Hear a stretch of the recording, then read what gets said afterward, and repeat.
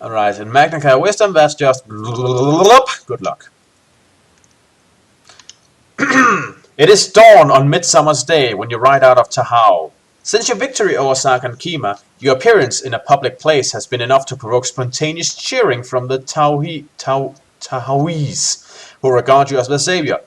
But on this warm sunny morning you leave the city unnoticed, for on this occasion you appear to be just another messenger. The army uniform you wear and the white horse you ride are part of an elaborate deception conceived by the Elder Magi. In order to make Dark Lord Gnog believe that you are returning to Summerlund, you have given your Kai cloak and tunic to your friend Baindon. Disguised as you, he will leave for Summerlund, aboard his flying ship Skyrider this afternoon. A formal ceremony is planned to mark his departure, and another awaits his arrival at the King's Citadel in Holmgard. Gnog has vowed to kill you. It is a vow which has become an obsession that torments him like a poisoned wound. It is hoped that Baindon's much-publicized flight home will lure Gnog's vengeful eyes away to the north, and raise your chances of success at Torgor considerably. Your ride ends in Firina, where you catch a barge downriver to the port of Talon. By the way, did you get a map? You didn't get a map, did you? Nope. No. Weird. Was warm. Yeah. Map of Garton and surrounding territories. My mistake. Right back. There we go. By the way, I have some sort of problem with the sound on my end. What problem? For some reason, your voices keep cutting out. I heard you say highly published journey, then silence, and then barge. Huh. That's weird. But it isn't the first time it has happened. I remember. Hopefully it will stop on its own. Because there's no problem on my end. If I can just add something to this map, it is as if someone just tried and puked every kind of geography possible to even realize and just threw them into one area. And it is not really helping that one of the banners is the giant flaming skull of a snake. Well, to be fair, there's only really swamp forest and mountains. Oh, and some volcanoes. And then we have the ban. Swamp, the Hammerlands. Who named these places? I have no idea. And seriously, they have something called the Isle of Ghosts. This sounds like a really nice place. This sounds like a place where they just... Morgador Forest. Yeah. This sounds like a place where they just squeezed in as many possible dangers as possible. Oh hey, no God Forest. A Kamazim Forest. Forest Taintor. Tagaran Mountains. Dark Shroud Trail. Athna called Kuzim. So this is the land of ominous names. Elkona. What? This is the land of ominous names. Indeed. Zanzodark Mountains. Maybe we should go to Crackmansel. What?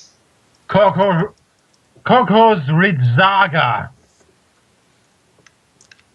Okay, I need to be honest. Some of these names sound cool. The other times, it just sounds like something a baby made up. Yeah, but there are names like that in real life too, so... Nivas. May I remind you, we seriously has a town in Denmark called Ho.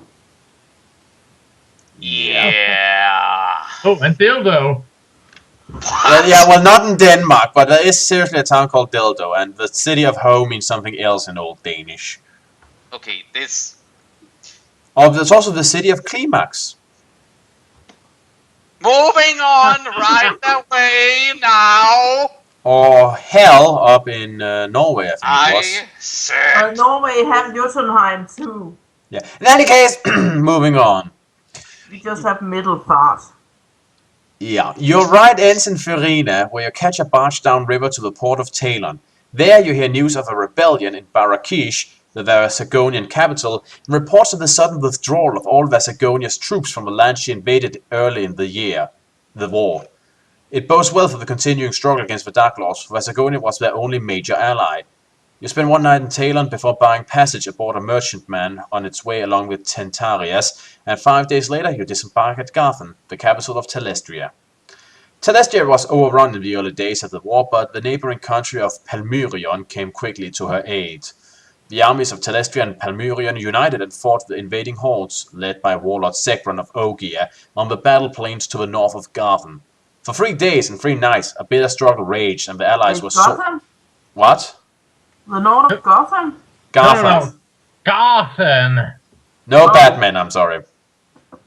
Honestly. That would have been fucking awesome, though. Yeah. For 3 days and 3 nights, a bitter struggle raged, and the allies were sorely pressed to withstand the overwhelming numbers of the enemy ranged against them. But on the morning of the 4th day, the unexpected arrival of the dwarven army of Bor was to seal Segron's doom. His mighty force crumbled, and the survivors, fleeing northwards in the chaos, were pursued relentlessly. But this news tells of the allies' capture of Sanar, a major Ogian stronghold, and their continued advance westward along the Black Shroud Trail. The royal court of Queen Yvain would be honored to assist you, but secrecy is paramount to the success of your quest, and so you shun the royal palace and take lodgings instead at a humble dockside tavern. There you arrange transportation to Aero aboard a brigantine bound for Humboldt, the Iran capital, and leave next day on the noontide.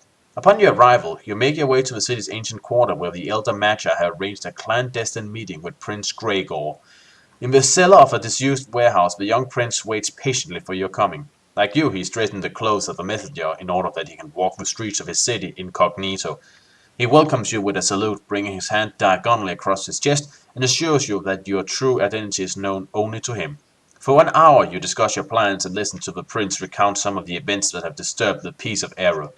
2 years ago, Dracaran renegades from the Hammerlands attacked and overran the northern city of Luomi. The inhabitants were slaughtered, and the holy temple of Luomi, around which the city was founded, was looted and burned to the ground. Only recently did he learn from the elder Magi that the ancient temple held the Lawstone of Luomi, one of the 3 Lawstones now locked in Torgar. At the time of the attack, the prince's army was too small to repel the invaders, and he was forced to abandon the city as well as the border town of Setza. But in the past month, he has joined forces with King Sarnak of Lencia, and together they recaptured Luomi and driven Baron Shinsar and his Hammerland rebels all the way back to Setza, within 30 miles of the border. Is it just me, or are these intros getting longer and longer? They are. It's okay. I enjoy listening to your voice. Well, I think it's really interesting hearing about these military campaigns. yeah, I mean, it's interesting. I'm not denying that, but it's just in the start. It's just like, you know what? There's assholes up in the north. Go kill him. And now it's just like we get the world changing around us. But I suppose, given the scope of what's going on, they would really need some space to tell it all. Yeah, I know the story is sort of epic, but I have to be honest. When I hear about the story and we get over a few sentences, I'm just having a Monty Python moment where I just think, get on with it! Well, then I'll get on with it then. The prince Thanks. invites you to accompany him to Luomi, where he is to resume command of his army and lead them to battle. He provides you with a fine Iruan steed and a new disguise that will enable you to travel through Aero without drawing undue attention to yourself. Dressed as an Iruan pathfinder, one of an elite unit of woodsmen who operate in the harsh territories bordering the Hell Swamp, you ride north with the prince in Turish and arrive at the city 5 days later. Every house, stable, tavern, and municipal building is filled to overflowing with knights and men-at-arms. But despite their cramped billets and meager rations, the soldiers of Aero and Lencia are in good spirits, for tomorrow they march against a foe they have already beaten in battle, and most are eager to finish the job once and for all. You are given lodgings within the main citadel of Luomi, and later that evening, after the prince has attended a war conference with King Sarnak, you meet in private to discuss the next stage of your quest. There are 2 ways to reach Torgar, says the prince, as you study the map given to you by the Senate of Tahau. You can cross the river Brol and make your way northwards through the Mogador forest, or you can go to Piercy and seek out Sep Jarl. He is the leader of a brave band of partisans who have ambushed and resisted the Dracarim ever since they invaded. If there's a path to Torgar between the Hell Swamp and the Isle of Ghosts, he will know it. You ponder the choice and wonder why the prince has not suggested the simplest route of all, north across the Isle of Ghosts. When you mention this, he shakes his head ominously. The Isle is cursed, he says, pointing at the map with an accursing finger. Why the hell did you think we named it that? Okay, he doesn't actually say that, but few have ever come out of that dreadful place alive. And of those poor wretches who have survived, only one has kept a grip of insanity. His name is Sepp Jarl. Well, it was nice he could keep a grip on insanity. On his sanity. No. Next day, it's because it's kind of weird. Only one has kept a grip of his sanity. I guess it's technically grammatically correct, but it's not how you would usually say it. So that's kind of why I got tongue-tied. Next day, you rise with the dawn and prepare to set off on your journey to Torgar. There are two routes open to you. You can ride to Piercy and seek out Sepp Jarl, the partisan leader, and the only man who can guide you through this treacherous wilderness, or you can accompany Prince Gregor to battle at Setza. If his army beats the Drakarim and forces them to retreat, the way across the river Broll will be open, and you will be able to approach Torgar under cover of the Mogador forest. Consult your map before deciding which route to take.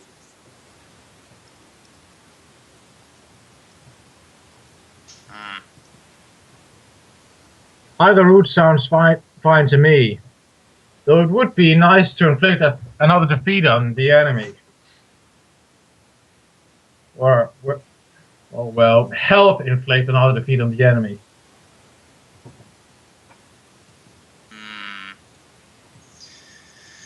What do you guys think?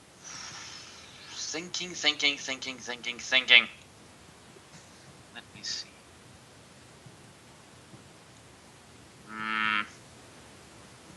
Well, I say we first of all try and stay as clear of the Isle of Ghosts as possible, but... Of course. Yeah, but it sounds like it will become an inevitability, but... I do not really know. Well, we're alone this time. Then let's just hit it in a straight line. Huh. Well, what would be the straight line then? Wouldn't it be through the Land of Ghosts? Well, yeah, but you can't choose that because it's dangerous. So it's either go to Setza, defeat the enemy there, and then cross Broll, or go all the way over to Piercy, see if you can find this guy, and if you can, make him get you through the Forest Taintor.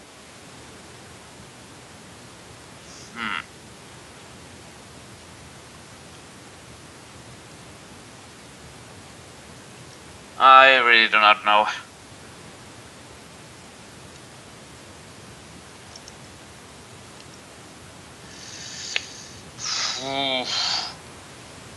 Okay, I must... Like I said, I would prefer to go to Setza, but I want to hear what you want to do. Well, I need to be honest. I think I... Let me see. Well, then let's stick to the road and go to Setza. Right, we have 2 votes now, so we can proceed with the story. Alright. Since the first rays of dawn light brightened the eastern sky, the streets of Luomi echoed to the shouts of sergeants and the crunch of booted feet. The regiments of Lencia and Aero are taking their places in the column of march, and by mid-morning, this column, 6,500 strong, is ready to leave for battle. Company by company, through the city's east gate, they depart, tramping the dusty road that leads to Setza. When the time comes for you to join them, you take your place with Prince Gregor's escort and fall in line behind the armored knights of the palace guard. The army is well protected by Lencian horse scouts before behind.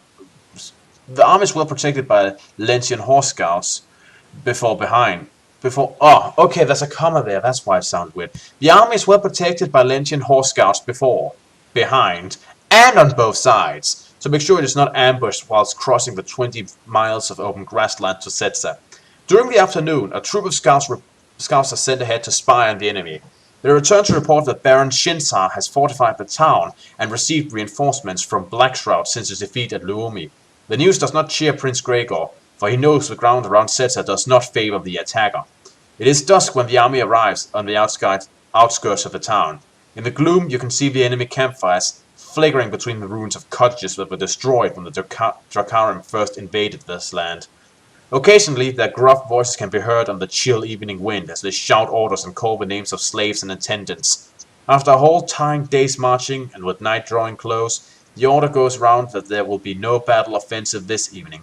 Quickly, the regiments disperse and many fires are lit. Tents are erected for the night, and the baggage carts are unloaded to provide the men with stores which should make their night in the open less uncomfortable.